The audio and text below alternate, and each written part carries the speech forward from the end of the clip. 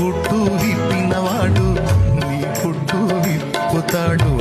ఏ తట్టు చూస్తున్నావో లో గుట్టు దాస్తున్నావో.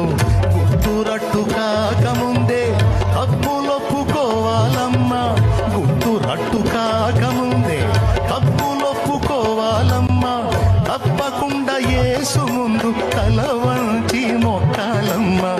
తప్పకుండా యేసు ముందు తల వంచి మొక్కాలమ్మా.